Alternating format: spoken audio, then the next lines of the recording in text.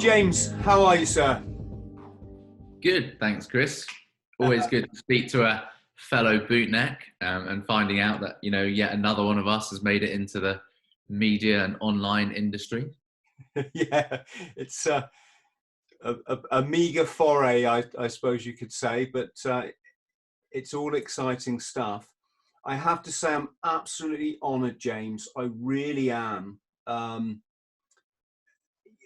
For so many reasons, not least of which the work you're doing to protect wildlife. I was just watching one of your videos there with the lions, and I've lived in China, and kind of the odds are stacked against these beautiful creatures.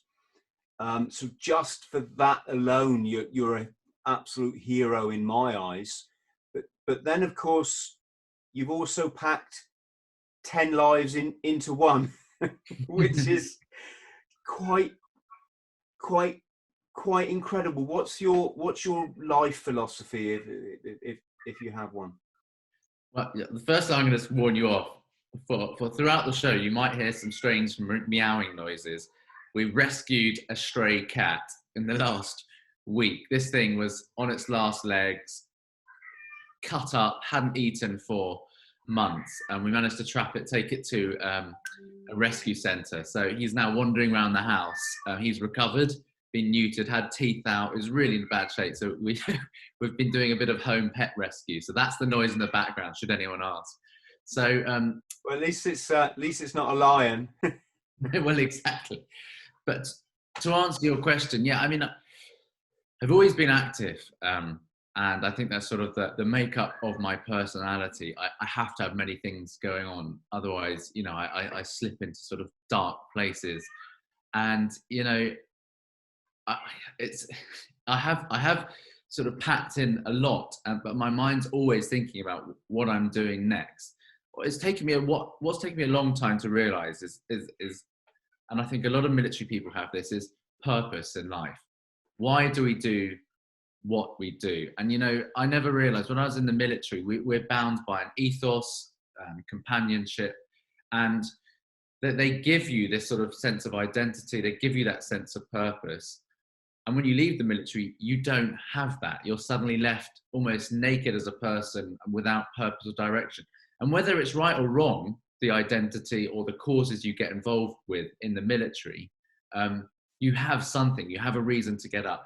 Not just that, they look after you, don't they? They give you everything you need, training in almost every environment. It is perfect for somebody like me that's sort of on the spectrum of attention deficit hyperactive disorder. What do they call it? I call it a superpower, ADHD. But, they give you this whole environment. You leave, you don't have that. So I've had to create my own sort of interests and passions since I've left. And I've really matched up what I did as a child. I always loved being outdoors. I love animals. Using the skill sets that I've developed in the military, and that's sort of come together quite extensively through the charity work I do for Veterans for Wildlife, and now the TV and online media work I do, campaigning against illegal wildlife trade and making documentaries. Wow. I guess another thing, James, we should point this out, because for our friends at home, we are in a crisis at the moment. We're in an epidemic, an actual real epidemic of veteran suicides. And I think another issue is that time while you're in the military, you're doing military stuff that requires hands-on, direct military thinking, right? Here's a task, go and do it, right? When you get out and you've had that umbrella kind of looking after you and taking care of your needs, and you don't have to think about this, that, bills, that kind of thing, it stunts your growth from a kind of spiritual development perspective, without trying to sound kind of hippie or anything. And so you come out into the reality of Civvy Street, don't you? And it's quite a shock. It is. It's a really interesting point to say stunts your growth, because I do think, for military to function, to organise a large body of people to achieve a task, you can't have too much creative thinking. You can't have too many people that are entrepreneurial, doing their own thing. You have to have discipline and order. At the same time, that system stifles, I think, innovative, creative potential that people have. So exactly as you identified there. So I don't know, that cat's got particularly loud right now, but you know, it's really true to say, you know, you're almost missing 50% of character if you go from school into the military and you're trained into that system. You're trained into a way of thinking. I have always thought that the military would be better if it allowed people to be trained into the system, but take long sabbaticals into the civilian world. And it could be any industry, allowing them to come back. But we don't really allow that. You know, you miss the boat, you'll miss the you know, the promotional system, and it'd be very difficult to go back in. But I think it would benefit enormously, especially in a world that's so much more connected. It's changing all the time. To have people trained into a system where you only think in one way and you only talk to the same type of people from a very similar background, you know, that's always going to stifle initiative. So I think, you know, I talk to people in the military and they always talk about trying to think outside the box or think differently, but actually it's almost impossible if you've only been trained to think one way. That also links into what you're saying about, you know, depression or the issues that people have when they leave the military. You know, they train you into that system. They don't train you to be a civvy. They train you to be a warrior, but they do not train you for civvy street.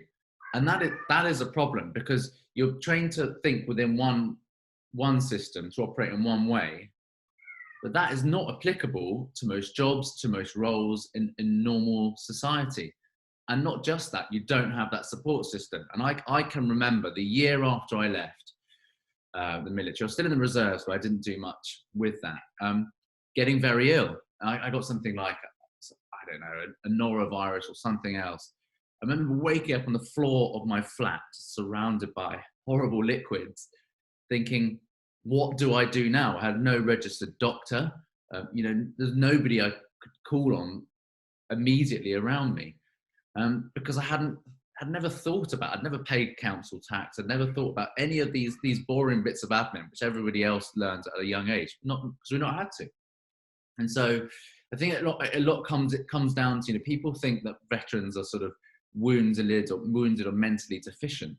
Actually, I think it's a lot simpler. We've been trained to work in a system, and we've kind of almost been released into the world without being retrained to understand, you know, life is more complex, or complex in different ways than we have been trained to think emotionally and intellectually. Yes, very good point. Also, for people like myself, a big part of the reason I joined up, looking back, obviously using hindsight, is a very damaged childhood. And of course, all the time you're in the military, and in a fortunate way, I only did 7 years. So had I done 22, gosh, things might even have been even more challenging for my you know, my entry into Civvy Street than they were. But you come out of that very sheltered, being looked after period of your life, and suddenly the issues that you had as a child from a damaged childhood are still there. And on top of that, you've got the bills, the mortgage, working for a civvy boss that is very different experience, surrounded by people with quite a different value base to you. And then you've only got to start doing that to kind of get over your anxiety once or twice, and that becomes habit forming. And before you know it, everything's spiraled. But yes, moving back to yourself, James, you certainly, I mean, you've certainly made a go of it, let's say. What I'm fascinated to ask is, you not only joined the Royal Marines as an officer, but then you went into the SBS, which to me are almost the two holy grails of well, they are two holy grails. I never really had the confidence to consider either. how, were they big decisions, or were they just like, no, I'm a driven person, I have to do it this way? Well, I mean, the first thing I say, I only say publicly, I've got an agreement with the MOD, and that I can say I was in, and I won't discuss my operations or anything I did, because that's just the what you sign up to. Yes, I was in, and this whole process began when I was, roughly 13, 14, sort of working out what I wanted to do with life. And that might sound early, but I've always been quite focused, and always had a vision. And I had two visions when I was a kid. One was to go to RADA, become an actor, Royal Academy of Dramatic Arts. And the other one was to become a soldier. And that began, I suppose, it really began, my parents took me on a trip and I learned to dive when I was 13. Dive instructor was really inspiring, hard guy who'd been in the Navy SEALs. And so, on one trip, I learned to love the underwater world. I gained this love for sharks and all things underwater, but I also just saw this person who was inspiring, who had this aura about them, this confidence. People looked up to him, in good shape, and was had done thousands and thousands of dives, and recreational dives and military dives. And I remember being, as an impressionable kid, thinking, when I'm older, I want to have that confidence about me. I want people to look at me like that, be respected as somebody, as a former combat diver who now dives, just for fun and to inspire people. And it's incredible how that shaped me, because when I got from that trip, I bought every book about sharks. But I also got into reading in that time, the Andy McNabb Bravo 20 and Duncan Faulkner First Interaction. And I read every single para, Marine, SAS, SBS, Navy SEAL book I could get. And then I joined the cadets. And it was that time, sort of 15, 16, sort of shaping for me. I went from being a kid that was kicked out of class. I was put down a year when I was younger because I was just so disruptive, to having a bit more focus on studies, sport, and cadets. And I was fortunate to go from state school, because I was so rowdy. My parents pulled out everything and put me to a private school, which had those facilities to keep somebody active like me, engaged. And a lot of people don't have that, actually. I had that I was fortunate to be engaged as a kid, going into a young adult, with the opportunities to express myself and find something within my comfort zone. And the military gave me that. So I applied for scholarships to the Marines, at sixth on scholarship. And I did my potential officers course at 17, and I got that scholarship. And I also applied for the Army for sixth on scholarship, and I got that as well. So I was just on a bit of a roll. And I think the reason, I went for that because, I thought, if you're going to go, if you want to be in the military, you've got to go for the top level. And when I did the Marines training, or the potential officer school, I thought this is where I belong. And at the time, my parents wouldn't have been able to afford for me to go to university on top of the education that I'd had. So at the end of sixth form, I applied for the Royal Marines cadetship, and there was only one in the country. Did the POC and AIB again, Admiral Interview Board of the Navy. And I was successful. I got that scholarship, and that paid for me to go to Oxford. So it was that later bit of life. Starting from 14 to 18 was very, very formative on what I was going to do, what I was going to be. And then, of course, when you get into the military, they train you into the system, and you're absolutely at the behest of global events and what's happening. And I joined in the 9/11 era, 2001.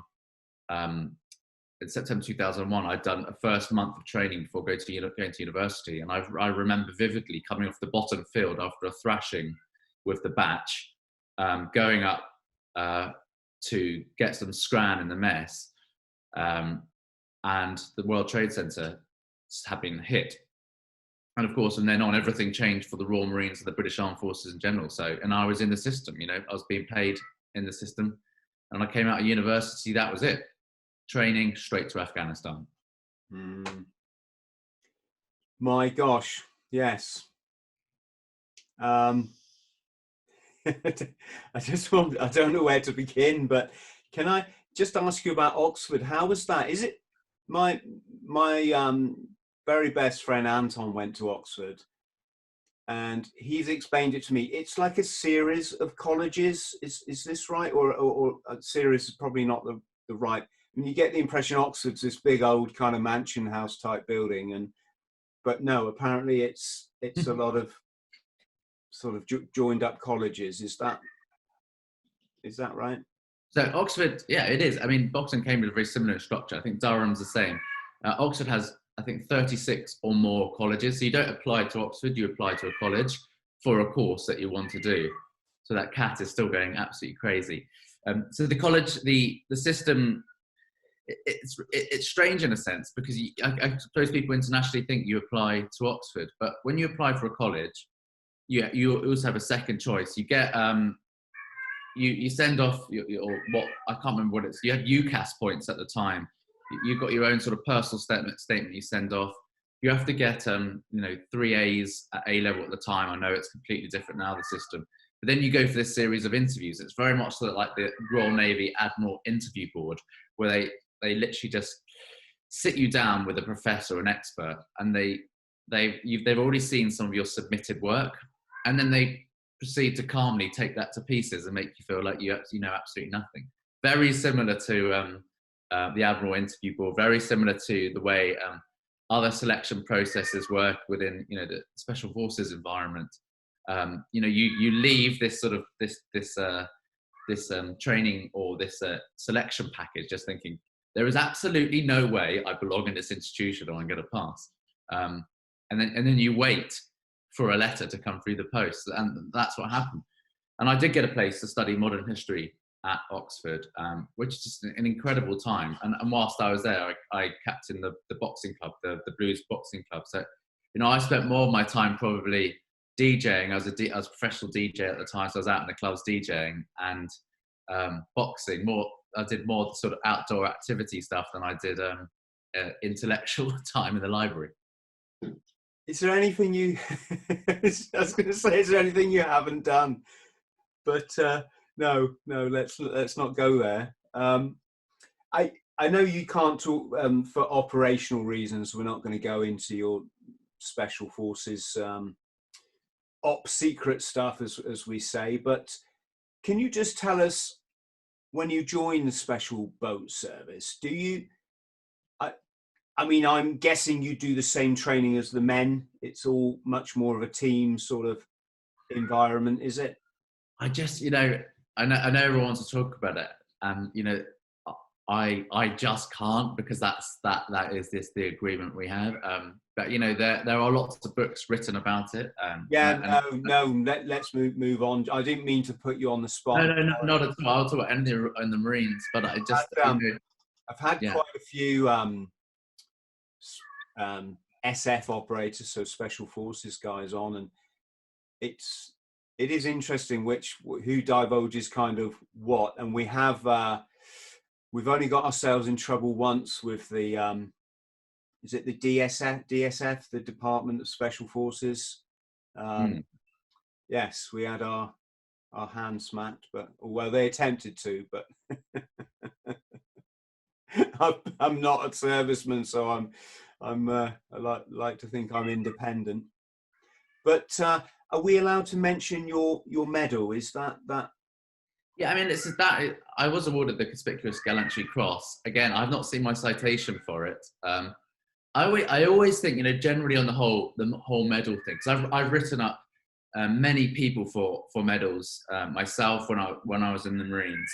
Because I did 3 tours of Afghanistan, and I've always thought, yes, there are always acts of valor and bravery, which you see people do some incredible things in operations. But none of those would happen in isolation. There's no sort of single James Bond character doing things on their own. It's always supported by a wider team. And everybody is always, your entire troop or your company, the organization that you're with on that operation, they're all deployed in danger. And there's always multiple acts of gallantry, of bravery. And what you have to do as an officer, and working with your senior NCOs, that you have to somehow at the end of the tour consolidate and choose between these many acts of heroism that you see, and then write that up, so that there is recognition. And it's, you know, it's a horrible process, because very often, you know, there is very little in difference in what people have done. And of course, it's going to become divisive when somebody gets given an honour or an award, when so many others have been in danger or done something very, very similar. So I've always taken the view that any medal is a sort of collective recognition of the level of that operation, the danger faced by anybody. So quite often, you know, these awards go to someone relatively senior or in a position of leadership. It might be a full corporal who's leading a section attack. It's rarely, but sometimes an officer at the sort of troop command level in charge of about 30 people. You know, sometimes they do go to, of course, you know, the point man of a patrol. But I still, you know, I always maintain that my award was for a collective operation, you know, the danger that everybody was in. And I certainly was by far not the bravest, and probably the least brave of everybody involved in any of the operations I was on. You know, I was just doing, I would say, a sound job managing some incredible warriors. You know, I always regret and wish that more people could be recognised beyond just getting an operational service medal. I've always think there should be a more collective recognition, and the Americans do it probably better than us in that respect. Recognising with medals or you know, other ways people contribute throughout an operation. Yeah, I was actually the bravest person in 4-2 Commando, and trouble is I never got any medals for it because nobody ever actually saw what I did. So I'm going to make my own up out of some milk bottle tops. Yeah, I mean, and you know yourself, you know, chatting to the lads, and afterwards, people are like, "How on earth is that bloke carrying that medal?" And you know, what's interesting, if you track the careers of the people that have been awarded a Victoria Cross specifically, you know, it is actually quite a burden rather than something that's necessarily positive for their life, and it can sort of divide them and take them away from the you know, their friends and their, you know, the people that they worked with at an equal level, because it suddenly puts you on this plinth, this pedestal. So, you know, it's not a perfect system, but I certainly don't have a recommendation for something to replace it. Yeah, one of my best oppos, so one of my best friends from the Marines, he led what I think it was referred to as a classic section attack on the Alfar Peninsula. And they were up against some serious, I don't want to say any names here, but up against some serious opposition.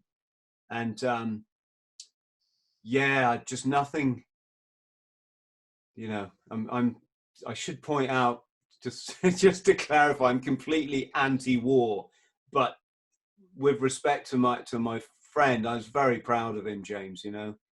I mean, it's a big old thing to fix bayonets and charge the enemy. And you're doing it leading, he was leading a section, and they were going up against numbers that went over 100. Yeah, nothing but pride. But one of the things some veterans don't do very well is the attacking other veterans, isn't it? What I mean is, you see it online quite a lot. We can be quite a sort of backstabbing bunch.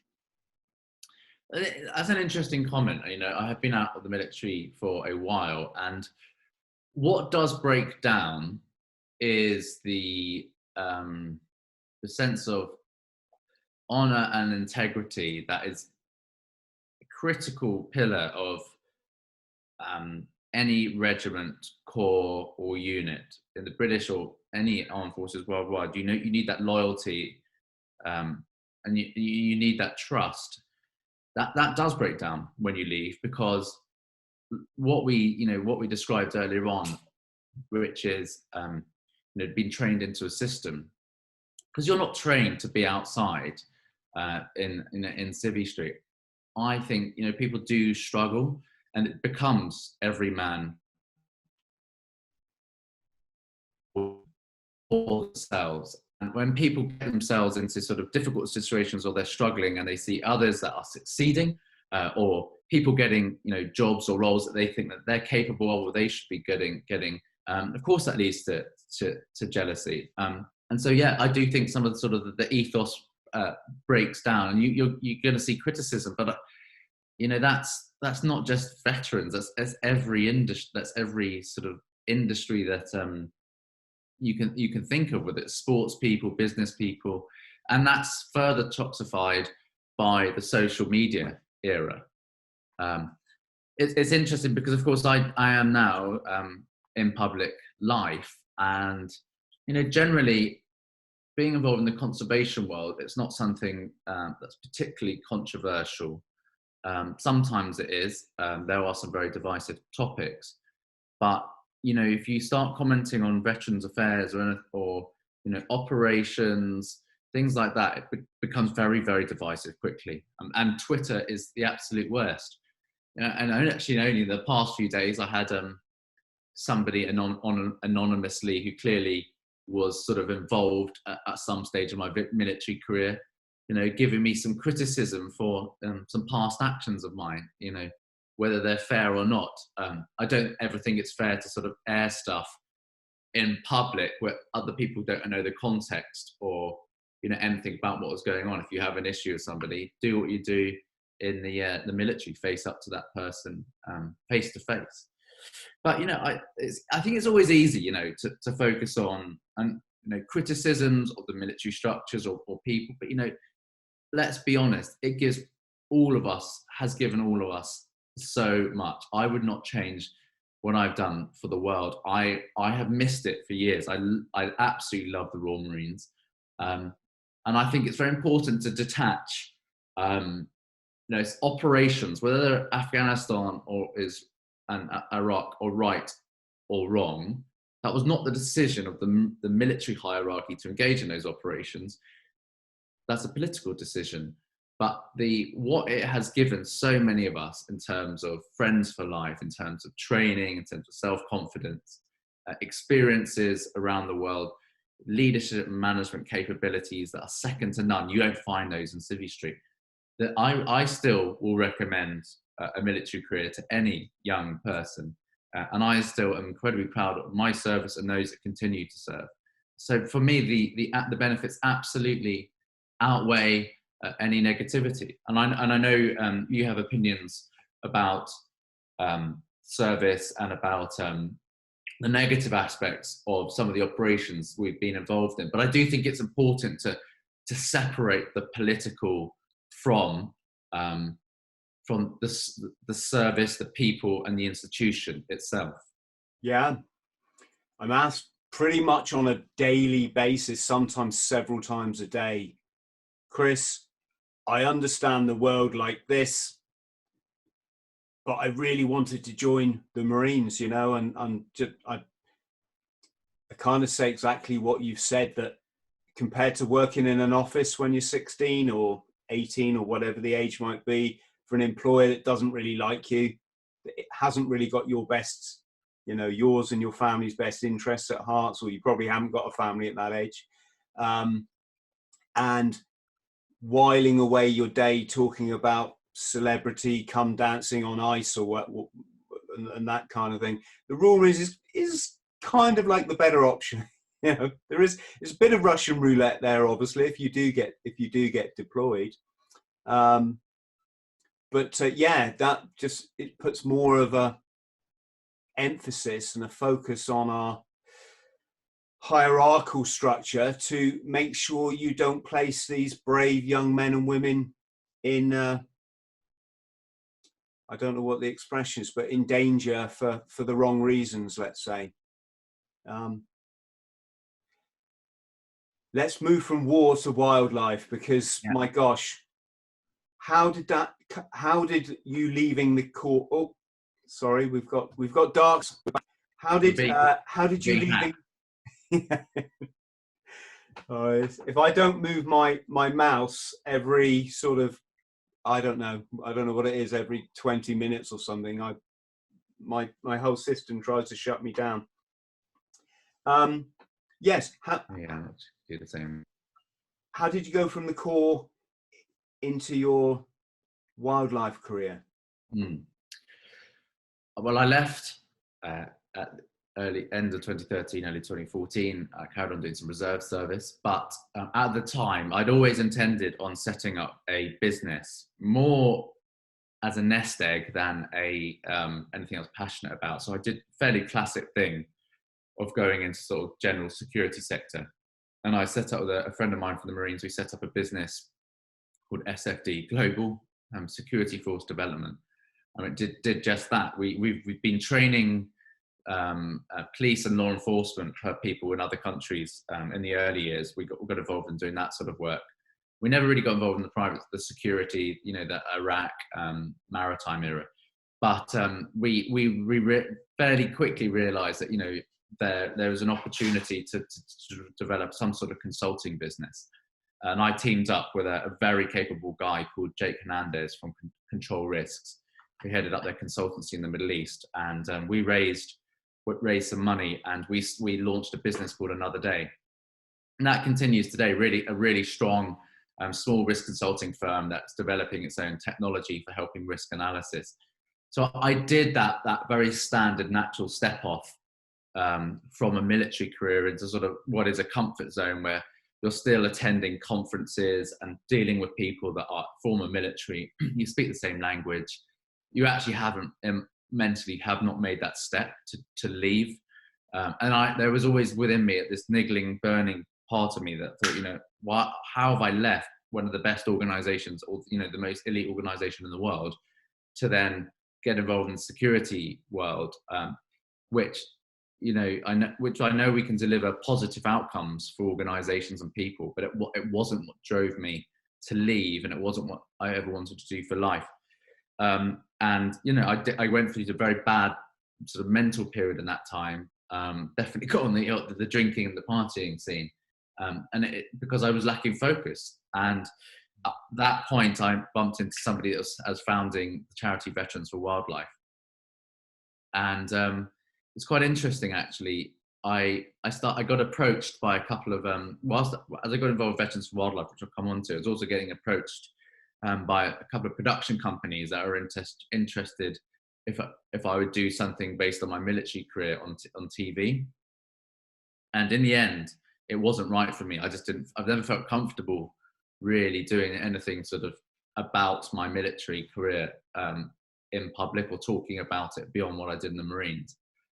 But it very, very quickly made me realize my dad's a cameraman. He's still one of the oldest in the industry, most established cameraman in the industry. He's been in it 46 years. And he was the first combat cameraman to film a live news piece from Afghanistan in the 80s, when he was living with the Mujahideen with Sandy Gul. So it's sort of great inspiration to me, and it sort of started to focus that actually I would be interested in a sort of media career based on wildlife to some extent.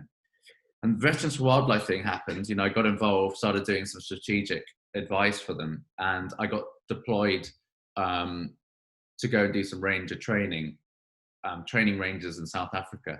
And I think that was the pivotal point. I just realized I have skill sets that are useful for conservation. I just loved being with the animals and with the rangers, people that really care about these causes. And I always had a camera in my hand, so I was just constantly filming what the guys were doing, the wildlife, talking to camera. And so the sort of kind of naturally sort of came together, the environmental work and my passion, finding a new cause that I truly believe needs so much work. There's so much to be done, combined with the family connection from my dad of filming and and then the enjoyment of being in wild places and using the skill sets I've developed in the military. And the final piece of the puzzle, I ended up on a diving liveaboard trip in the Galapagos, which is probably one of the most pristine underwater wildernesses in the world. And I had a small GoPro with me, and I was remote, cut off, no comms for 6 days, just me and the sharks and the manta rays and all the spectacular corals and marine life that is in the Galapagos. And there was no going back to an office. It was at that point I realised that my life has absolutely got to be dedicated to communicating, telling people about the world underwater and on planet Earth, wildlife, and also the issues that it faces, and then campaigning and doing everything I can to deliver skill sets to people to look after and protect wildlife. So it kind of sort of morphed and grown over the last 5 years, but the two pivotal points really were joining Veterans for Wildlife and connecting with my old diving roots, and just being immersed amongst 100 hammerhead sharks in the Galapagos, and there's absolutely no turning back. It's great, isn't it, when you hit a dive spot, and it's especially in a national park, so a protected area, and it's like nothing you've seen before. A lot of the tourist dive sites, I'm obviously talking to our friends at home now, are very overworked, you can say. A lot of the coral's been stomped on by novice divers. The place like the Philippines, I've dived in the Philippines, I think I saw 2 fish in a week of dive, just 2 fish. All of it's been dynamited by the local fishermen. You go to Thailand, like I say, all the coral's been stomped on. I think I saw one shark, not really many fish, but one shark in a week of diving in Thailand. And then you rock up in Belize, where it's been properly looked after, and you think you're in a blooming David Attenborough documentary. There's sharks just swimming past your face. Bull sharks swam that far from me.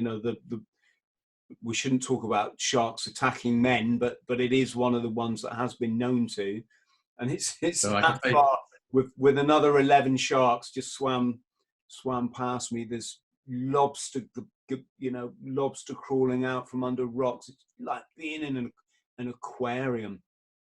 And of course, you haven't got the cumbersomeness of wearing a dry suit in such places. No kit, no extra kit. Well, you've touched on some really important points there. Diving, there are overused dive sites. One of the dive factories in Thailand called Koh Tao. They always talk it up as being an amazing place to dive. The place has been decimated by divers. That's exactly the same actually in the Red Sea. I organised a diving trip when I was in the Marines to Hurghada, and I've been to Sharm el Sheikh. And I went to Sharm at the peak tourism time, and it's just completely annihilated from over tourism. Strangely enough, terrorism combined with other factors in the Red Sea in Egypt have meant, there was not over tourism, or mainly big explosions in places like Sharm el Sheikh have kept people away. And from what I hear, some of those sites have begun to recover. And so, they have repopulated. And it is interesting how quickly life on land and at sea can bounce back if it's given a reprieve. Now, it's interesting that the coronavirus lockdown, we have seen evidence where areas have been left alone, where there'd be usually a lot of human influence of animals, their behavior changing, or them bouncing back. And that's been positive. But at the same time, the lockdown has not necessarily been good for wildlife. Fishing in particularly relies on regulation. So these marine protected areas, most of them are unprotected as it is, but the ones that are patrolled generally are effective. Marine protected areas are effective protecting biodiversity and allowing recovery. what we've seen this week is images of the Galapagos, just on the edge of the marine restricted zone. 200 Chinese fishing vessels, huge, great things. And what they're doing is, anytime any of these species cross over that line, they've formed a ring of nets, and they're annihilating them. And at night, we know that they make nighttime incursions into the protected area, and so they are busy destroying one of the last natural underwater wonders of the world, because there is no protective official coastal protection vessels out there protecting those areas. And this pattern is getting reported around the world. The illegal fishing fleets have less regulation on them, and they are doing serious damage.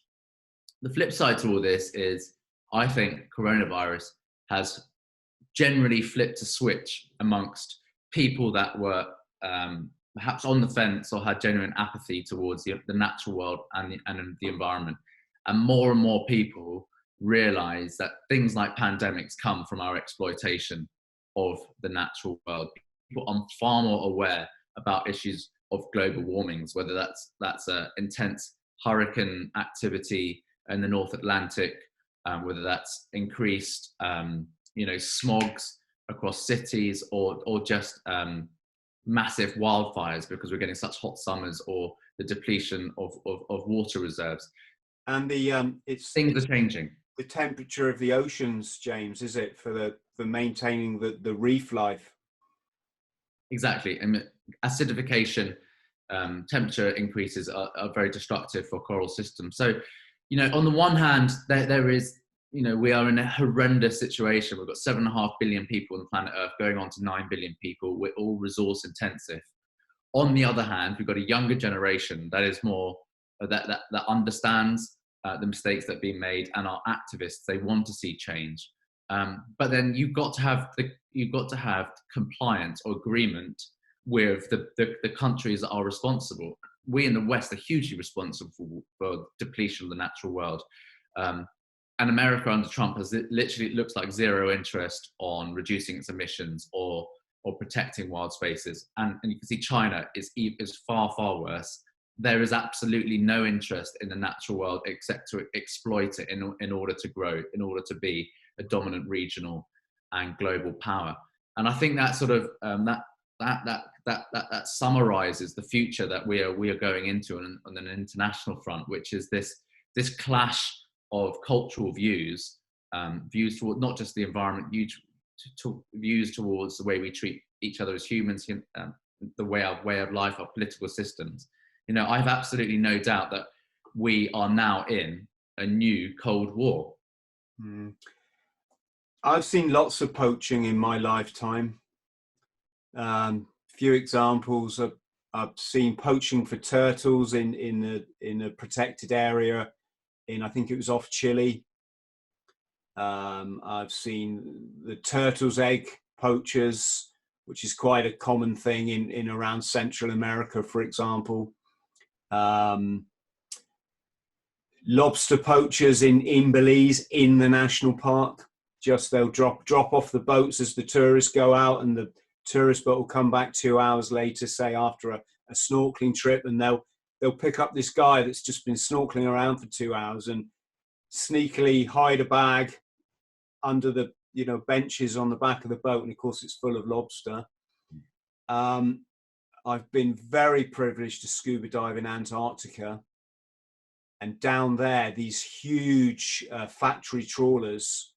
I mean, they're bigger than office blocks, these ships. They go out and they work in conjunction with one another, and they scoop up all the krill. And of course, krill is the main food supply for much of the aquatic life and bird life, penguins obviously, in Antarctica. What do we think, James, then? Because I often talk about capitalism, and it's not like a critique or anything. I'm just kind of highlighting.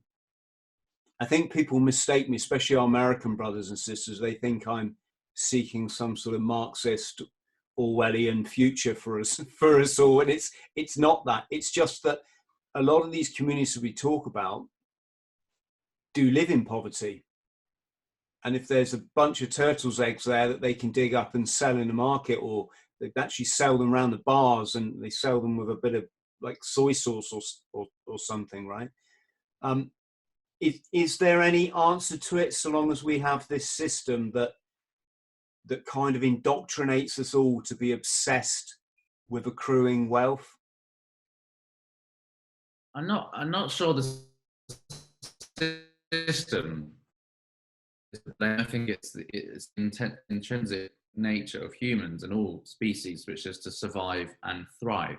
I mean, I don't think there's any example in the natural world where, you know, animal communities or individuals don't seek the best nesting sites, the best food sources for themselves. That is the nature of the way we are structured. You know, the biggest lion in the savannah will want to dominate the best hunting grounds, and he will look to mate with the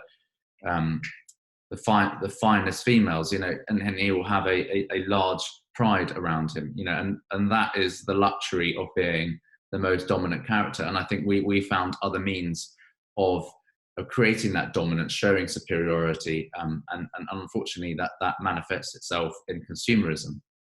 So I think it's a natural extension. It's about regulation and control. But I think we're touching on something different there. Is abject poverty. It's very difficult to criticize people that, you know, that is a white rhino, and that horn is worth more than gold or cocaine on the black market. Now, if you are incredibly poor, you have a family to feed, and you've got low education, no prospects, in many of these communities that have abundant megafauna, such as a black or white rhino, and this thing, you know, lives within 50 miles of you, but you have to ask yourself, would you seriously not go out and poach it in order to survive yourself or for your family to survive? You can't necessarily blame put the blame at the door of the individual poacher. It's the system that, you know, the corrupt officials that then take that horn, and it's those people that are happy to ship it around the world, and then of course it's consumers at the other side that think that it's, you know, wrongly think that traditional medicines actually have any positive effect on you, or believe it's a status symbol. You know, the poacher that on the front line, and the rangers on the front line, they are just pawns in a much bigger global system, which is the illegal wildlife trade. So I think it's difficult to just be entirely critical of the individual. It's certainly the system. But you're touching on different points here. One is, you know, the individual fighting for their own survival. The other one is the system, and it's so easy. Unrestricted capitalism. It pulls a lot of people out of poverty, but it also traps people in poverty, and unrestricted consumerism. There is absolutely no doubt it is responsible for the destruction of the natural world, and it's also responsible for many conflicts. Which is why the rules-based international order is critical. The Western created, in my view, the Western created rules-based international order. Now, I don't want to get into a massive critique of capitalism. You know, we all thrive by it, but I understand. You know, there are people and it's generally in America, or hawks in America, or neoliberals in Britain and America, you know, who don't want regulation. They believe it should be a complete free-for-all. And they'll think that anybody that talks, you know, and I'm talking about general light guidance or regulation, they'll call you a communist or socialist. That's just a slur. And I think most people recognize that we need to live in a regulated world. And that leads me on to the sort of final point I was going to make is, you know, and it's back to marine ocean conservation. The high seas are totally unregulated, and they are a resource that have been depleted. We very, very, very quickly need to implement an international system of regulation of not just coastal areas, not just marine protected areas, but the high seas. We need treaties, and that's going to strongly rein in Taiwan, China, India, Russia, and our own fishing fleets. You know, the Portuguese, Spanish fishing fleets have decimated the Mediterranean and the North Atlantic, particularly mako sharks. There is a lot of vested interests here that are going to fight against it. But this is one of the big battles that we need to fight against. We talk about wars or conflicts that are humanitarian in nature, and I think the next conflict is natural resources for the natural world. Those are the conflicts, whether it's water, fisheries. Those are the things that, if we don't have regulation, are going to be. I hope to see one day, Britain leading, or soon actually, Britain leading the way, calling for regulation and putting our own Royal Navy, our own resources, at the forefront of policing those regulations on the high seas. That would be a great use of our military. I'll be fully behind that.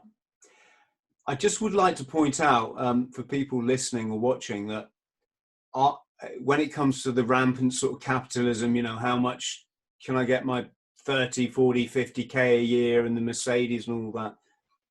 I've never earned, with the exception of 2 years I worked as a substance misuse specialist, and they paid me £26,000 a year, which to me was, I was a king. Right? I spent it all to go on an expedition to Antarctica. But other than those 2 years, I've never earned in my life more than I did in the Marines 25 years ago. So to put that in context, I was taking home about £800 a month. I've never in my life earned anywhere near that. I've always been around £400, £500. And the point, I've had a house all my life because I bought one when I was 22. That has been a good investment. But my point is, I've lived, worked and traveled 80 countries across all 7 continents, achieved all of my dreams, every single one, whether it's becoming a pilot, skydiver, podcaster, author, you name it, I've done it all for less than 500 quid a month. Just want to put that out there for our young people that might be thinking you've got to, nail that career and get the next position. And then you turn around when you get to 50 and think, oh dear, what have I done with my life other than having 3 cars in the driveway, all of which are rusting away anyway. So no private jets for you then? No, not. I'm interested in happiness and not wealth or balance. For me, it's more about it. It's a big lie, James. It's just a huge lie that money can make you happy. I mean, yeah, it can buy nice things. We know all the cliches. It's about this. There's other fundamentals in life that are so much more important.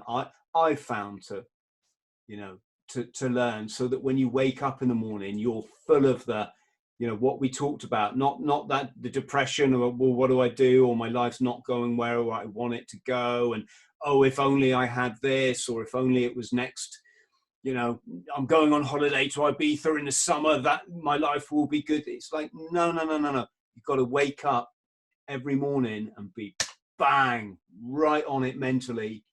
And there's a certain, I won't talk about it now because I talk about it a lot in my commando coaching and stuff, but there's just very simple philosophies and lifestyle tweaks, minor tweaks you can adopt that gets you up here and firing, as I call it. And if everybody was only earning that £500 a month and eating meat maybe once a week, imagine the benefit to the planet in the terms that we're sort of talking. Wouldn't have to be devastating the rainforest. That is socialism, though. If you regulate and you say, right, you're only, that's all you need, and that is where you are always going to come to conflict with people. I get what you're saying, and I agree that you can have an amazing life of experiences, and you don't have to spend huge amounts of money. But the competitive system of reward, financial reward, it does drive innovation. and it has driven the advancement in humanity. So I do believe in the liberal democratic capitalist system in that respect. And if you want to have children, you want to pass good education on to them, all those things, there's a cost to that. There's a cost to live in nice parts of the world. What I'm saying is more balance, more the right regulation, and the recognition and the implementation of proper treaties. But what I'm saying more generally is we're entering an even more unstable period, because there is no one force, or no, America wanted to be the global policeman. We don't have that anymore, and China isn't interested in the rules-based international system. Clearly, Russia isn't, and so we're into a period internationally that is very unstable. So what I'm trying to say to you is, I do support our system, and I agree. You can have tremendous experiences. You don't need to be a millionaire. You really don't. But I think most people will want to have the opportunity to earn a decent wage and have a balanced life, living with job security. And the system we have in the UK has and does do that. Coronavirus is obviously now going to be a bit of a game changer for the next few years. And so how we rebound and how we restructure the country and the economy, unfortunately, it's over to the politicians. Yes. James, can we talk about Africa? Because Mother Africa is just one hell of an experience. And I'd love for our friends at home who haven't had the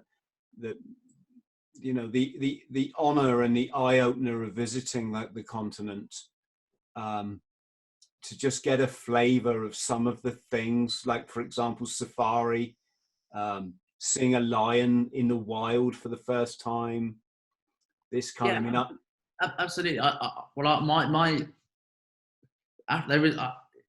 Africa, you can't, yes, it's a continent, but it is so diverse in terms of everything from, people, language, cultures, and climate and climate and environment and climate and terrain. It's very difficult to talk as just one place. My first two experiences on the continent were Egypt, which is really in the MENA region, the Middle East and North Africa, which has the much more Arabic influences. And of course, you've got that amazing diving. But actually, the real Africa I first experienced was with the Royal Marines when I went to Sierra Leone. And that was the most fantastic experience, even though the jungle had been pretty much devastated because of the conflict there in 2001. The people were unbelievably friendly. It's a stunning country. Beaches are exactly like Barbados. It's pretty much on the same latitude.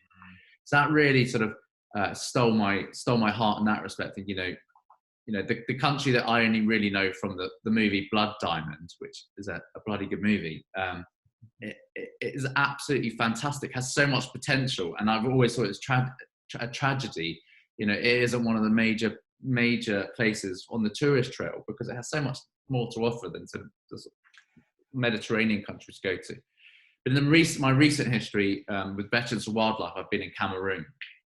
And that is a very interesting place in West Africa because of the flora and fauna. And the jungles there are just fantastic. You've got West Lowland gorillas, you've got almost every type of primate, and you've got forest elephants, and these amazing ancient hardwoods, these are ancient jungles. Absolutely stunning to visit. And, when you walk in these places, apart from sweating your tits off as you do in the jungle, as you'll know from your time in the military, you absolutely feel like you're walking in a Planet Earth, David Attenborough documentary, because, every insect is massive and interesting and noisy. Every bird, it's just full of life. I'm a huge fan of West Africa. You can say tits on my podcast, James, but don't be saying that on Discovery Channel, please. Oh God, the guys swear like hell on Discovery Channel, honestly. And if you want to talk about some of the stuff I've done in it, when we're surrounded by sharks, freezing, and really pissed off with the film crew, we are swearing, and there's no word that goes untouched. So you mentioned sharks. What's this skydiving into shark-infested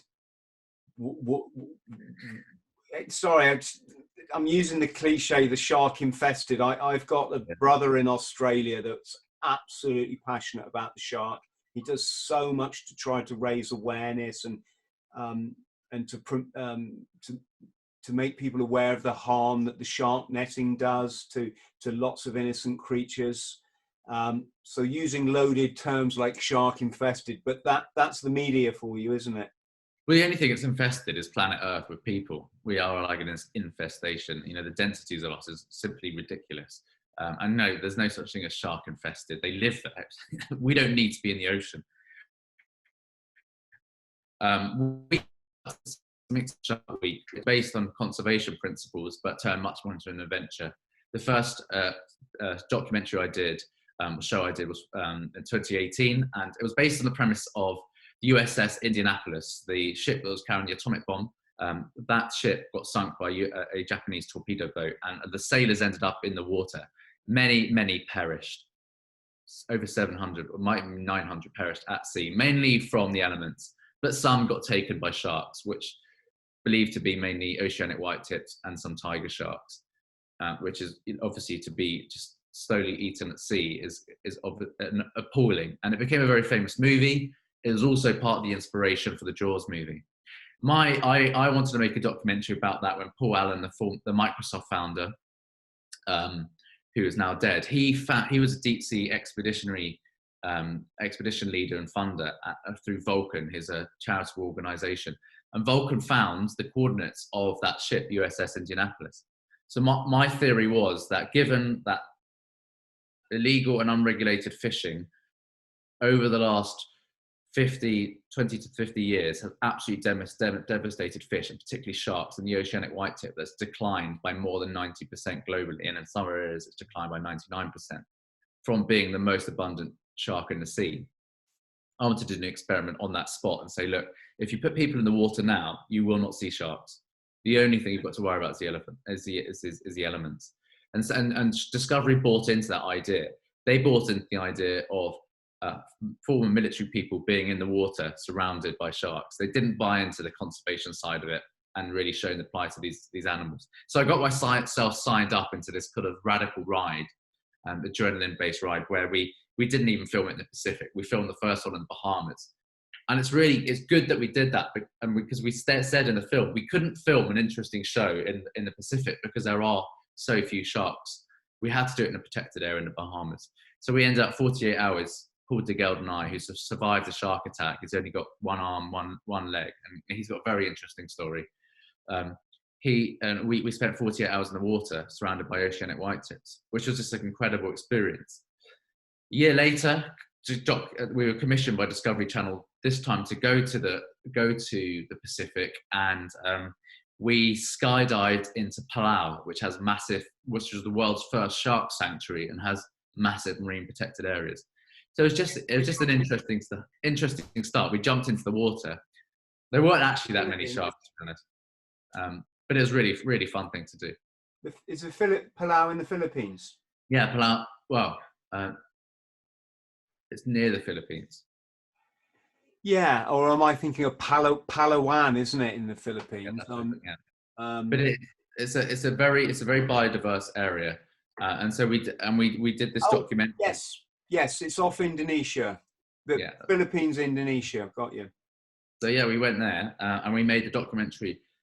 But it's as much about entertainment. These types of the shows are we're communicating a message, conservation message. But TV isn't there just to educate or to be an environmental activist, to be a bunch of environmental activists communication mechanism. Even though I want to communicate about sharks and about the environment, TV is a very powerful medium for getting a big audience. And like we've been telling the story over the course of this podcast, had I not done these types of TV shows, there'd have been less interest in my voice.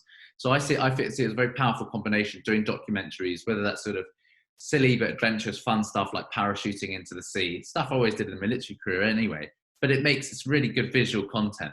And they call it shark-infested waters. There weren't that many sharks. And we really had to encourage them to stay with us because they're just not that interested in us. But it certainly made for an interesting Shark Week episode. And you know, I have in the pipeline a couple more documentaries that I'm set to film.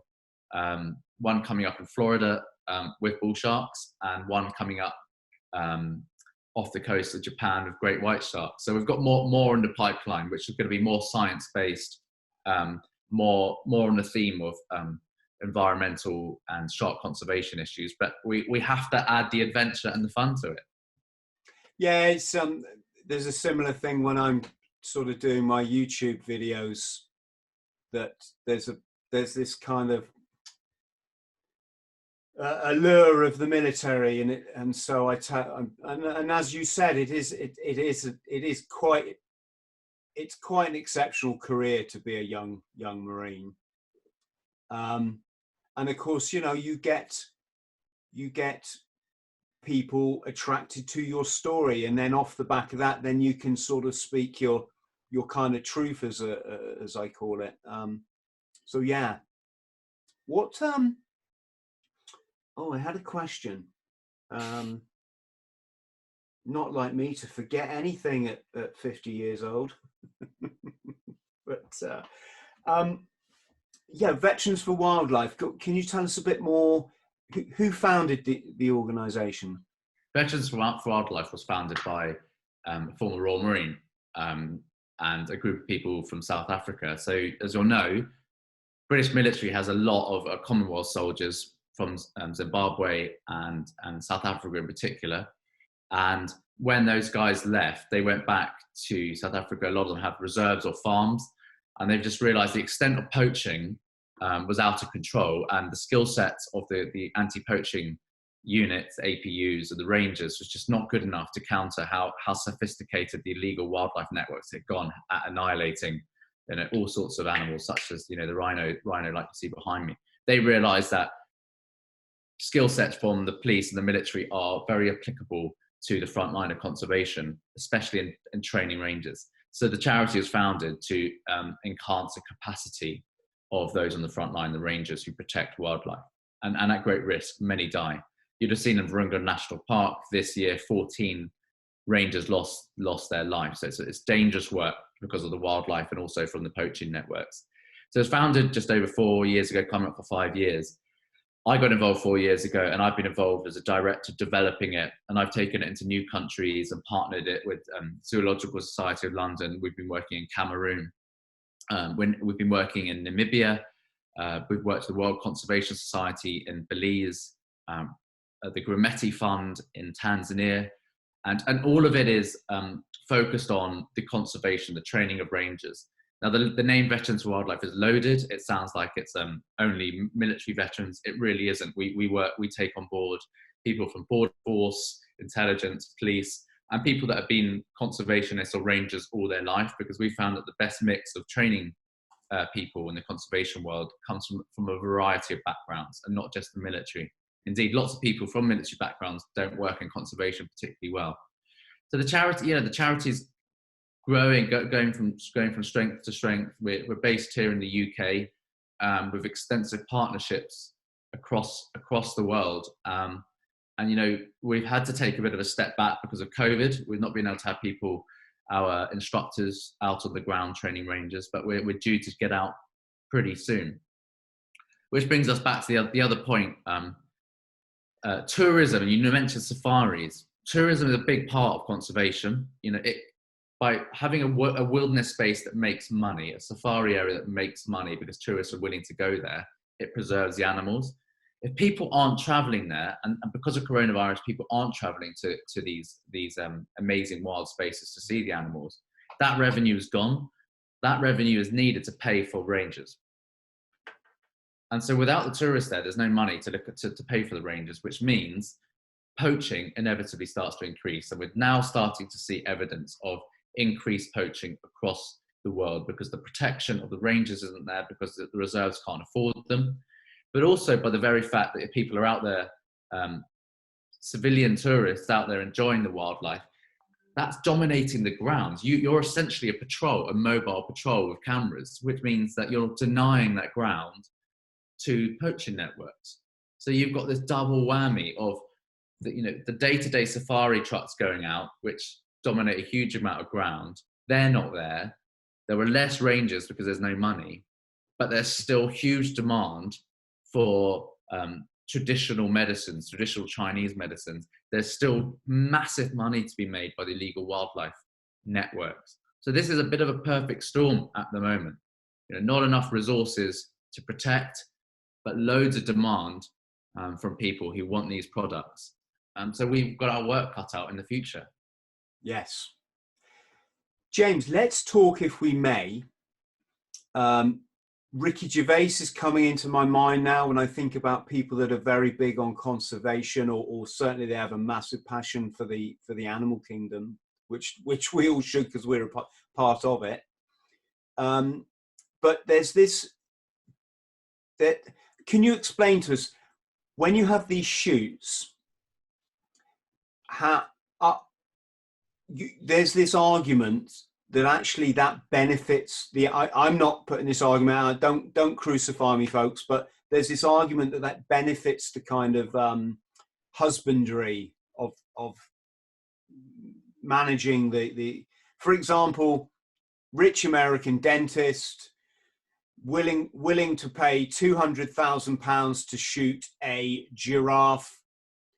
This giraffe is on its last legs. It's got some, I don't know, it's broken leg or something. It's not going to survive. The guy can shoot that one. Can you just talk about? I know you can tell from my waffling, I don't really. You're talking about hunting industry. When you talked about the shoots, I thought you were talking about as in filming shoots. Yeah, okay. Shooting, hunting. Right. This is a highly emotional charged subject, and the voice that is drowned out is always going to be the middle line, the one that is, has looked at both sides of the argument and really looked at it scientifically. And the ones that will be the loudest are generally the extremist hunters, the ones that believe they've got some sort of biblical right to hunt, God's produce. The man has the right to have domain over every creature on earth because they've read something in the Bible. Or the extreme what I call so-called conservationists, who are animal rights activists, and they will not see any harm done to any animal anywhere, even if it's for food. And those voices are the loudest on this scene. Now, within that, you have exploitation of wildlife in the canned hunting industry. You saw my Planet SOS, which is my Mail Online, also Mail Plus show, environmental show, where Lord Ashcroft exposed the canned line hunting industry. There is an industry that exploits animals. They breed animals in disgusting, confined conditions. They're not wild. They release them, and then they're shot by tourists. They're massacred by tourists. And there's no financial benefit to communities. There's no benefit for conservation, and there's no benefit for wilderness spaces. There's also another side to shooting, which is management. If you look at deer management in Scotland, if you leave an area, because there are no natural predators, there will be too many deer, and they destroy the ecology of the land, and no other species can thrive, which is why you see these bare mountains and these glens and highlands. It's the same with over ranching. It completely destroys biodiversity. If you don't have wolf packs, if you don't have lynx in somewhere like Scotland, you'll have too many sheep, and it will destroy the countryside. You therefore need managed shooting. So that then comes down to the question, do you have professional hunters that are paid for by the government to keep the numbers down, which has zero benefit for the local economy? Or do you allow people to have paid licenses to go up there and shoot them and manage them? But that money there's money that goes into the local industry because they go to pubs, they go to, they travel there, they need accommodation, and so it generates a local economy. That applies to Africa as well. And so that shooting is nuanced. Shooting endangered animals or capturing endangered animals has absolutely no place. But there is a strong, legitimate, credible argument for management, which involves killing of animals, whether it's for food or to manage their numbers. And then the debate comes down to, do you allow tourists to play part of that, where there could be an economic upside for local communities or to manage that land? That argument has been entirely lost in the British press, because you'll get huge pile-ons from celebrities and organizations that really don't necessarily understand this industry. From a personal point of view, you know, I am not pro shooting megafauna or you know, I'm not interested in shooting deer or anything like that, but I understand that it has to be done. I'm not a vegetarian, I'm not a vegan. I eat meat, I enjoy it. I've tried to reduce my consumption.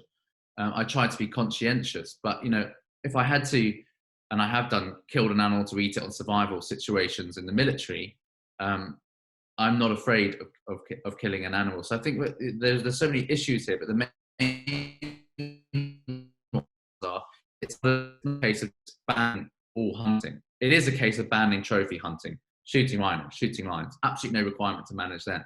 But it's not a case of getting on the bandwagon of banning all types of hunting, because it is a very important part of managed ecosystems where the wilderness area is not big enough to run itself. Like the Serengeti, you don't need to shoot there because it's a self-managing system. It's huge. It's got enough predators to control the biosphere there. But in smaller areas, you cannot let a single species get out of control.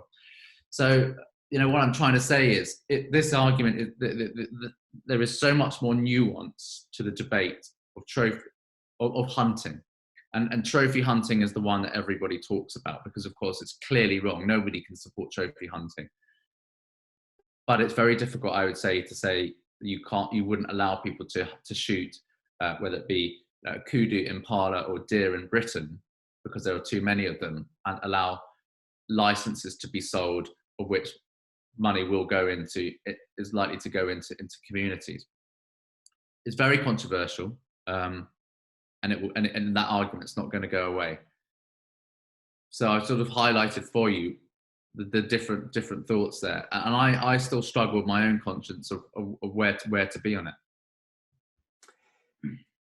I think just to pick one tiny point out of all of your well presented case isn't the right word, but you know, your summary of the situation. It's that gloating photo in front of this beautiful creature. It's utterly beautiful. It doesn't matter whether it was dying of some disease and it needed to be put down. It's the, hey, look at me. I'm completely controlled by my ego, and I am not a man or a woman.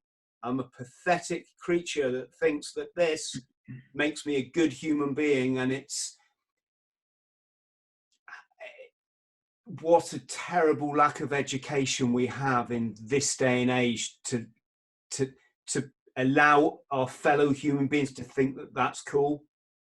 Yeah, I agree. I find it difficult. I don't understand that, because you know, if you shoot somebody in combat, you wouldn't put their head up dead, or you know, their body and gloat with it. You know, you just accept that, you know, that's a past situation you've been in. You know, shooting for food or management, I don't have a problem with, and I understand that there is that huge. It is a gloating industry. People for some reason see it as manly to shoot an animal. I don't understand it. It's not a fair game. It's not a bare knuckle boxing match. That's fair game. You know, if somebody's armed and you go into a boxing ring, you're armed and the other person isn't. How's that fair? So how is it fair to go into the wilderness and shoot and then gloat about it? There's nothing hard or tough about it. I'm 100% in agreement with that. I think I'm just making the case that we have to understand that, you know, shooting is the topic you discussed. Shooting, it is part of some of these economies and these wilderness spaces, especially across Africa, and management's part of that. But, you know, I have absolutely no time for trophy hunting. And yet a trophy hunt really is a trophy hunt when somebody's doing it for a thrill to hold a head, you know, at the end of it. Yeah. What I'm saying is the complexity of this argument is that, you know, if you're a landowner, do you allow people to pay for licenses to do it on your behalf, which might sustain wages, you know, keep your business afloat? That is what I make a big distinguishment between management, and I'm talking about whether it's overpopulation, because the ecosystem's broken. I'm not talking about charismatic species. I'm just saying I have been trying to educate myself on all sides of this argument and understand it from the point of view that of of the industry that says it's, you know, there is such thing as ethical hunting. It is difficult, and you know, I have spent time at many reserves, private, public, and you know, you can see it's no, you know, the great conservationists in places like South Africa, and Tanzania, Botswana, great conservationists can be pro shooting, and others aren't. It's not as black and white as you see on Twitter. Mm. Yeah, I just should point out, James, you're not on trial here. You're the ambassador on behalf of these animals, and I think you put it across very well. Just 1 second.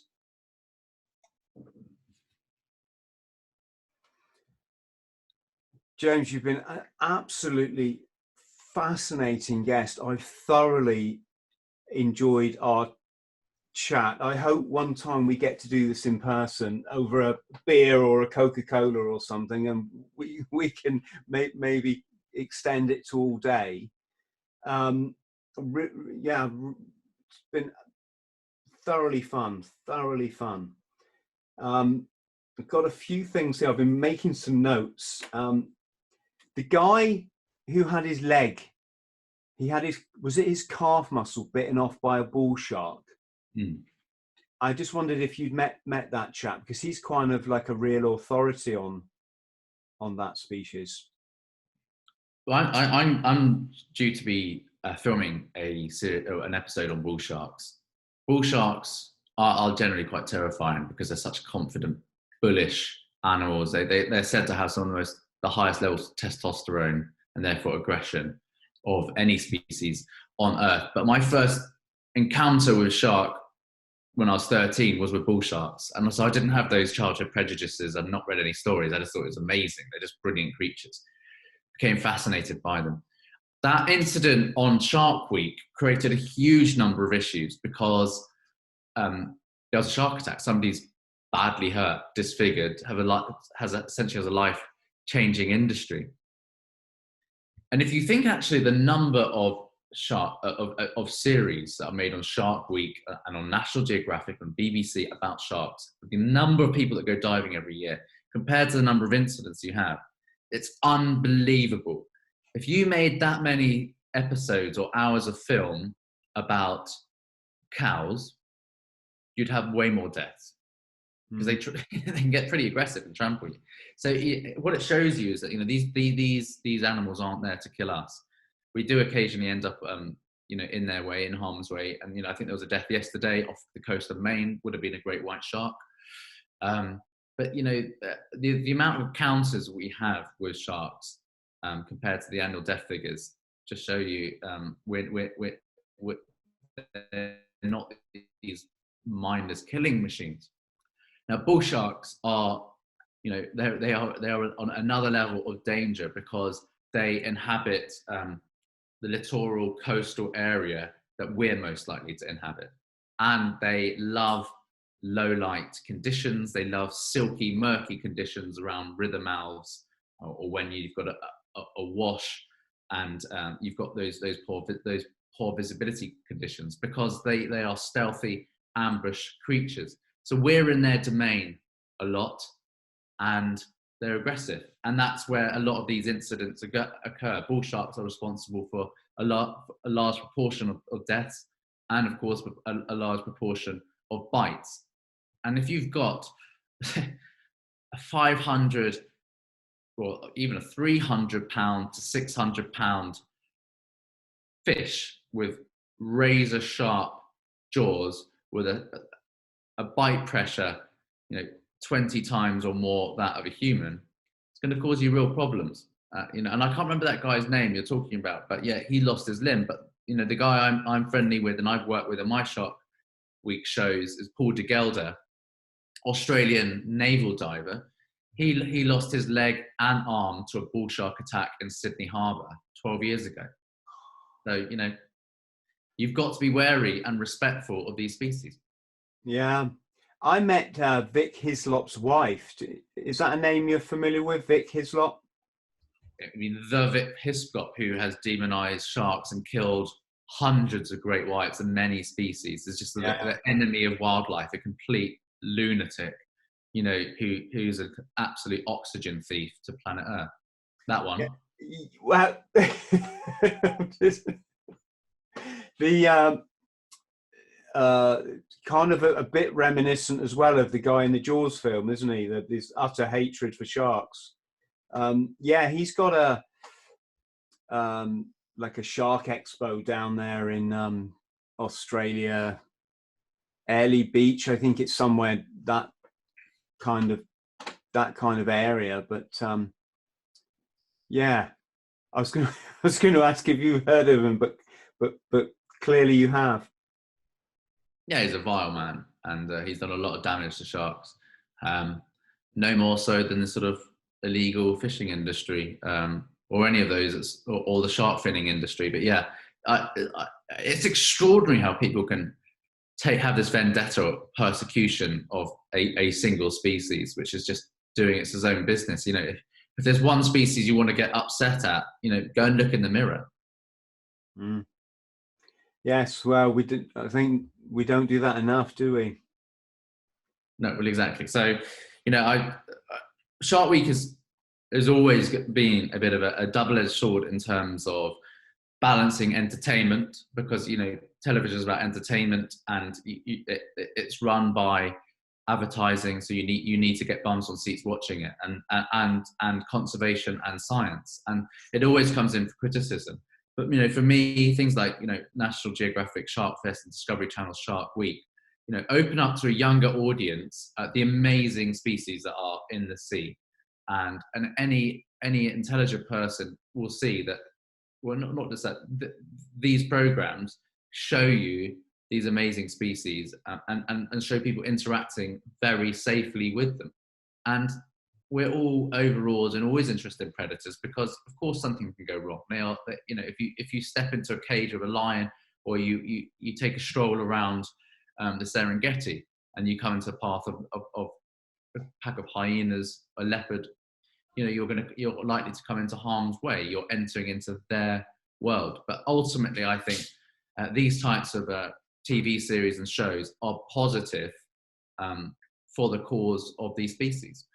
Yeah, James, there's a lot of footage coming out now. People diving with great whites, isn't there, and snorkeling and being really kind of up close and personal. Yeah, there is, and you know, I've always, you know, up until recently thought I you know, I want to have as many experiences outside the cage of a great white, but there's no requirement for that. There's no requirement to put yourself in harm's way in their world. But the selfie industry, the social media industry, has created this drive for more extreme experiences with wildlife. The famous thing you're probably alluding to is Ocean Ramsey, who came across a very large female great white shark off of Hawaii last year. What that does is it generates a whole new industry of more people wanting to get that type of shot to promote their own profile, to try and create this aura of invincibility and how awesome they are, and how, you know, how much they are in tune with the natural world. Again, my personal jury is out on that, because she's a great shark ambassador. She promotes conservation and gets the message out to a lot of people. She really cares and raises money for an awareness about the global loss of sharks. But, you know, conditioning people to think that it's okay and safe to interact, touch apex predators probably does send out the wrong message. And ultimately, you know, if the shark does harm somebody, it's probably going to end up getting destroyed by authority. So it's not doing them any conservation favor. So I think there's a way to interact with these species, to be in the water with them. And, you know, where possible, you shouldn't try and put yourself in a position where you're actually going to touch them. They come towards you and you have to guide them away. That's appropriate action. But you shouldn't try and deliberately interact with a wild animal. Yes, it's never going to end well, is it? Not for the animal or the human. I was when I lived in Hong Kong, it was very interesting. The first week I was there, there was this almost bizarre, or should I say random series of shark attacks. I say random because I haven't heard a lot of it, but there was just this one period where several people were attacked all within the space of a week. There was a diver that was, well, had his limbs chewed off, basically. There was a pensioner out swimming who was eaten. There was photos on the front page of I think it was the China Morning Post, because they don't pull any punches over there, right? Of this friends dragging their friend out of the water, and on the front page of the national newspaper, this guy's missing a leg, and it was, whoa, like this rainbow of veins and stuff hanging off his thigh. It was quite savage. But did I also hear they've banned shark fin soup, haven't they, in Hong Kong? No. Oh. No, they haven't. No. Hong Kong is the capital for processing shark fins, unfortunately. There are some brands.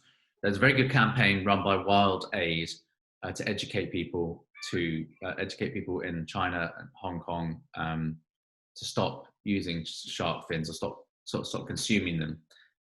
But no, Hong Kong is the epicenter of the shark fin trade. They also campaign, they lobby to try and get firms to take it off the menu. The reason you don't get many shark attacks in those bays is because they've all been fished out a long, long time ago. They'd have been abundant there. Bull sharks, tiger sharks, great white sharks, and there are great whites off the coast of China and Korea. The biggest great white shark ever recorded was off the coast of Taiwan. Another one, very large females are down in that area. Unfortunately, that piece of coast has been utterly devastated, which is why it's such a surprise when they do rock up.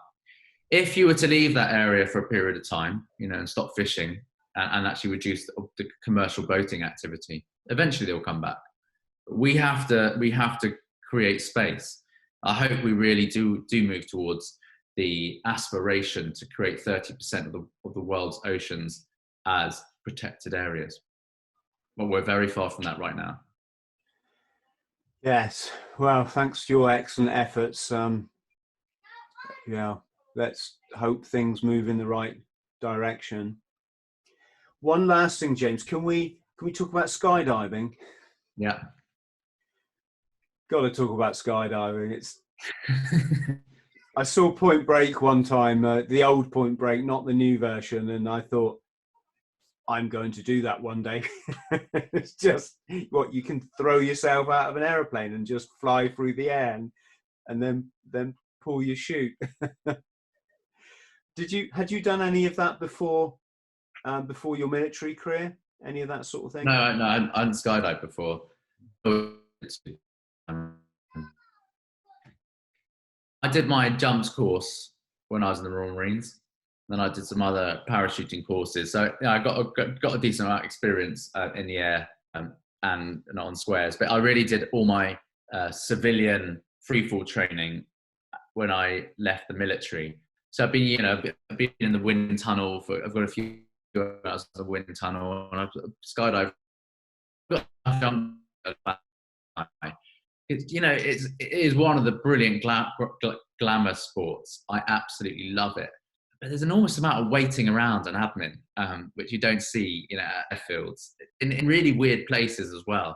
And I think that's why it's slightly, of course, it's an extreme adrenaline sport, which puts people off. But sometimes the location set up isn't particularly accessible.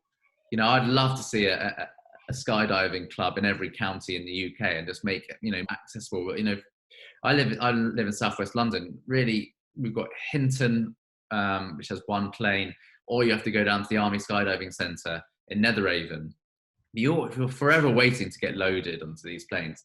One of the best places to do it is probably Dubai, but it costs a fortune, and it's a fortune to do it there. And often it's too hot to jump because the plane can't get up. So you know, I love it. I've always thought it's the freest you feel because you're absolutely living in the moment.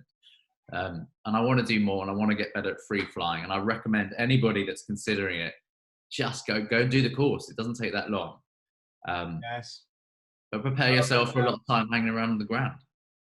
I've inspired at least one person to skydive. Ben, who was a guest on my live show last night. Very, very nice man. Ben's off to do his skydiving ticket. I did mine in Florida, James, and there it was like a yo-yo. You went up, you jumped, you got your chute packed as quick as you could. I wasn't trained to pack mine, so I paid one of the packers to do it. Give you your chute back, you run and get on the next load, and up you go again, and you would do 10 jumps in a day easily. That's a lot. The weather's quite predictable in Florida. At certain times of the year, or the time I was there, you'd get these huge, like, I don't know if they're called storm heads, or these towering black cumulus. Was it cumulus cloud? Yeah, cumulus, yeah. Yeah, and as a pilot, you could fly around them. You would sort of literally just keep away from them, obviously. But it was all quite predictable. When you did your military jumps course, did they still have the balloon? No, Paris got rid of the balloon. My dad did it out of the balloon, so it's in the Paris. No, it's all done C-130 now at Western, still at Western on the green, but now they've got the A400, and you can jump out of C-17 Globemaster, which is pretty cool. I've not done that. I'd love to do that. But yeah, static line, and for the people that understand it, static line is when you jump and the chute is attached to a line on the plane, so it pulls it for you. That is a very quick way to deploy troops. That's why they do it, because you're in close proximity. But there's nothing like free fall. Free fall is the way forward. And there's two types of skydivers, really, aren't there? There is, the free flyers, which is what you're making beautiful, dancing type movements when you're not under canopy, when you're in the sky, and you usually have about 50 to 1 minute 10 of free fall. Or you've got the canopy specialists that like to swoop in near the ground, and those really are the daredevils, because if you get that wrong, you only have to get it wrong by half a meter, and you're going to break your pelvis or you're dead. Yeah. And that's where a lot of skydiving accidents happen. Guy who packed my chute had 2 broken legs. He'd mistimed it. There's kind of 3, isn't there? Because you've also got your base jumpers. Oh, yeah, I mean the non-plane jumpers. Yeah. Well, okay, there is more, because obviously you've got your wingsuiters as well, and they're taking it to another level. Yeah, there's one thing jumping off a bridge or a cliff. Then you've got the proximity wingsuit flyers. That's another level of just madness. I am probably over the hill of learning skills to that extent, where I'm committed enough to do over 2,000 jumps to have the skills to do that. Yes, it's expensive, it takes a lot of time, but if you want to do that sort of, it's cool, it's crazy, you need serious dedication. And when you're skydiving, you've got a spare canopy, you've got a spare chute. So if something goes wrong, you can either sort it out. You usually have the time to sort it out when you exit a plane, and you've got a spare reserve chute. There is no tolerance for error in base jumping, or especially proximity wingsuit flying, where you're flying down a mountain. So these guys, they're taking it to a whole nother level nowadays. Yes, there's quite a few tragedies in that sport, aren't there? You don't seem to have a long life expectancy, even for the most professional. The one thing goes wrong, and I guess it all just happens so fast. There's no time to rectify it. What do you think then? Because I'm fortunate enough, I've done 2 balloon jumps, 2 military balloon jumps. That's showing my age here, probably. But in a way, that's almost like a base jump, isn't it? I know base jump, you generally chuck your drogue chute, but you can also get somebody to hold your chute, your I don't even know what you call it, the line that pulls your yeah. Well, that it is. It's just because you've not got any full momentum. You haven't got any ground speed. then you get that's a sensation of losing your stomach when you jump out something like a helicopter or a balloon. You know, I will be doing a balloon and helicopter parachute jump, but we're talking about being over 5,000 feet. Same like jumping out of paramotor, you can do that. I guess it is a base jump, but it's to me it's more like a static skydive, because I don't actually know what constitutes the difference between base jump and skydive. I always thought it was off a static feature as a base jump, whether it's a building, bridge, or rock face. It's buildings, aerials, spans, and elevations. So anything from the ground that goes up, as opposed to a flying machine of sorts. So that's where the balloon jump and the paramotor jump or anything, or helicopter jump, they are skydives, even if they're low to the ground. But you know, there's a lot more places offering balloon jumps. That's absolutely on the list. Good. James, listen, you've been absolutely wonderful. As I said, I've just thoroughly enjoyed our chat. Thank you so much for coming on the Bought the T-Shirt podcast. The gentlemen, certainly, you've not just bought the one T-shirt. Would you be able to come on our live show, James, and answer? I'm sure we're going to be inundated with questions. Yeah, of course. Yeah, I mean, very keen to answer questions, and I can imagine the issues that will come up, but yeah, let's give it a go. Yeah, well, issues is fine. You know, you can't make an egg without breaking an omelette, and I'm good with that.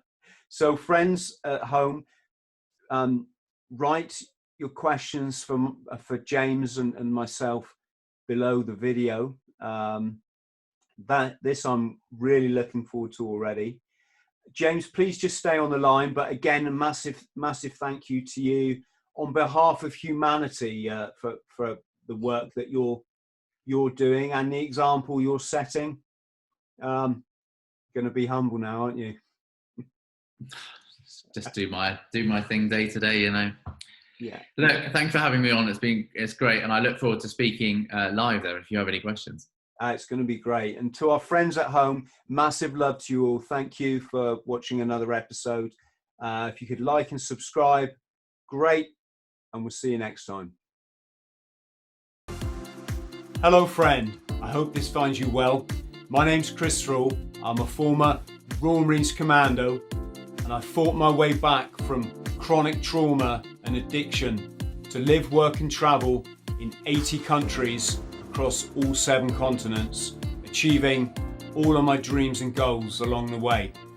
Now I pass my simple system on to other people, but I can only help you if you like and subscribe. So please do so, because you get one life, and if you live it right, one is enough.